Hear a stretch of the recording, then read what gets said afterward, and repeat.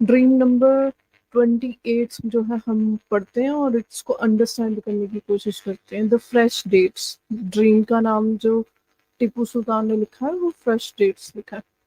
At the capital on the night of Sunday, the following morning, being Monday, the second of month Zakiri of the year SARS 1225 from the birth of Muhammad corresponding to the third Jamadi ul Thani, I had a dream.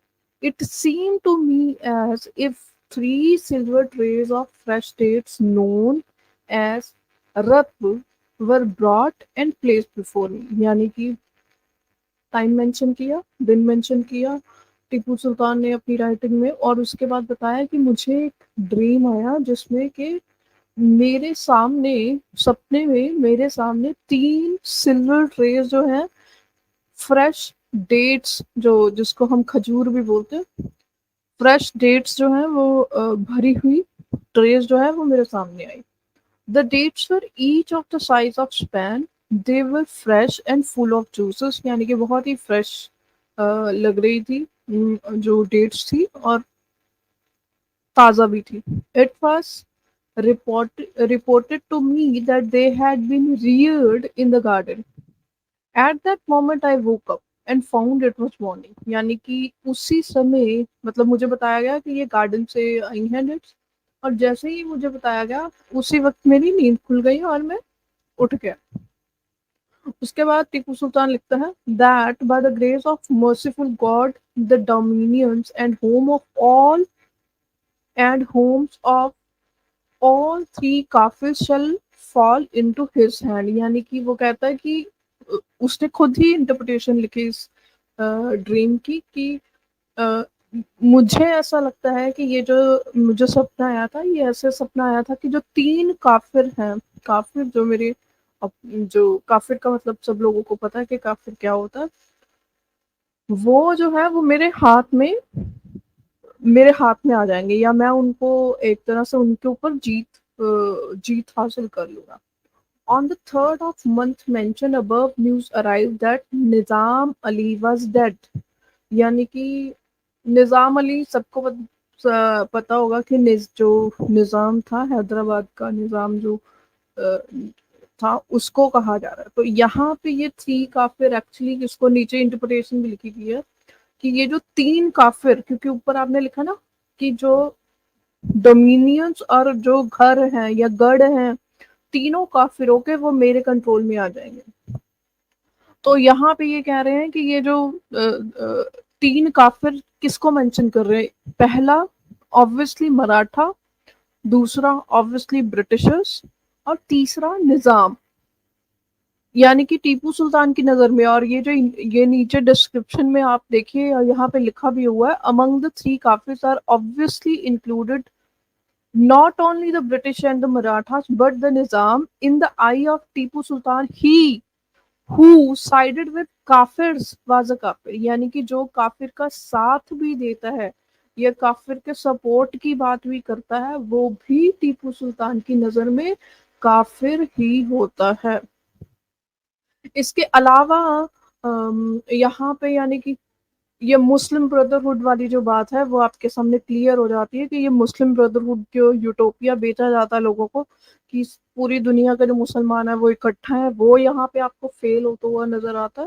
دوسری بات جو heat ہے کافر کے لیے وہ آپ کو کلیئرلی نظر آتی ہے ٹیپو سلطان. تو وہ کسی فریڈم سٹرگل میں نہیں تھا، وہ کافر جو ہے وہ جو ہمیں کلیئرلی پتا ہے کہ وہ تھیولوجی سے، جو اسلامک تھیولوجی ہے اس کے ساتھ اس کا کنیکشن ہے. تو وہ اپنی تھیولوجی کے لیے کام کر رہا تھا جو بھی کر رہا تھا. ایون جو بھی فرینچ کے ساتھ جو ہم نے لاسٹ اسٹریم پڑھا تھا اس میں سمجھ آئیے، جو ہم نے لاسٹ اسٹریم پڑھا تھا اس میں بھی فرینچ کے ساتھ جو ہاتھ ملایا تھا وہ بھی جہاد کرنے کے لیے، یعنی کہ اسلامک تھیولوجی کے سپورٹ میں جو بھی ڈیسیژن لیے ٹیپو سلطان نے وہ سارے کے سارے تھے. اور یہاں پہ ہمیں کلیئرلی سمجھ آتا ہے کہ کافر ہیڈ جو ہے وہ کافی بھری ہوئی تھی. اور یہاں پہ ایک اور بات میں مینشن کرنا چاہوں گی کہ پتہ نہیں کتنے لوگوں نے وہ جاوید اختر کی یہ ایک انٹرویو میں انہوں نے کہا تھا کہ جو ہندو راجا ہوتے تھے یا بھارت کے اندر جو راجا ہوتے تھے وہ آپس میں لڑتے رہتے تھے. یہ آپ نے کافی بار آرگومنٹ سنا ہوگا, بہت سارے لوگ یہ آرگومنٹ دیتے ہیں کہ بھارت کے اندر جو ہے وہ آپس میں بھی جو لوگ ہیں وہ ان کے اندر ڈفرینسز ہوتے تھے. تو میں یہ آپ لوگوں کو سمجھانا چاہتی ہوں کہ ایٹ لیسٹ جو بھارت کے اندر ڈفرینسز ہوتے تھے وہ ٹیریٹوریل ہوتے تھے, لیکن یہاں پہ آپ کو کلیئرلی نظر آ رہا ہے کہ ایک مسلم اور مسلم کے اگینسٹ کھڑا ہوا, وہ ریلیجس تھیولوجی کے بیسس پہ کھڑا ہوا. جس طرح سے آج پاکستان کے اندر کافر کافر شیعہ کافر یہ والے نعرے جو لگتے ہیں, یہ ڈیفینیٹلی جو ہے وہ تھیولوجی سے آتے ہیں.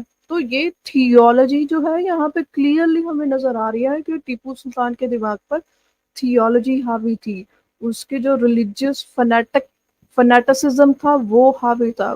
کہیں پہ بھی ابھی تک جتنے ڈریمس بھی میں نے پڑھے ہیں, ایون دو کہ جو ریلیجیس پوائنٹ آف ویو سے بہت سارے ڈریمس ہیں وہ میں نے اسکپ کر دیے ہیں کیونکہ اس کا کوئی مطلب نہیں ہے. اسے ایک ہی بات ثابت ہوگی کہ وہ ریلیجیس, اگر آپ اس بک کو پڑھیں گے آرکائیو میں سے نکال کر پڑھ سکتے ہیں, آرکائیو میں مل جائے گی آپ کو یہ بک. اگر آپ اس بک کو پڑھتے ہیں نا تو آپ کو جو جو ڈریمس میں نے اسکپ کیے وہاں پہ کلیئر نظر آتا ہے کہ جو ٹیپو سلطان تھا وہ بہت ریلیجیسلی اوور پاور, مطلب ریلیجن جو ہے اس کے سر چڑھ کر بولتا تھا. اتنا زیادہ وہ ریلیجس ریچولس میں, حج کے بارے میں, پھر کافر ہیٹ کلیئرلی نظر آتی ہے, پھر پرافٹ محمد کے بارے میں, اور بہت کچھ اس میں جو ہے وہ آپ کو دکھے گے جو ڈریمس میں نے اسکپ کیے ہیں. تو اگر آپ پوری بک پڑھنا چاہتے ہیں تو آپ کو کمپلیٹلی سمجھ میں آ جائے گا کہ ٹیپو سلطان کے جو ڈریمس ہیں اس میں کہیں بھی نہیں دکھتا ہے کہ وہ کسی بھارت کے لیے لڑ رہا تھا یا وہ کوئی مسلم بردرہڈ کے لیے لڑ رہا تھا. وہ کمپلیٹلی ایک فنیٹک تھا, اور جو بھی مسلم بھی کسی اور کافر کے ساتھ الائن ہو جاتا تھا تو وہ اس کو بھی کافر ہی مانتا تھا. تھینک یو سو مچ سب کا جڑنے کے لیے, دھنیہ واد. جے ہند, جے شری رام.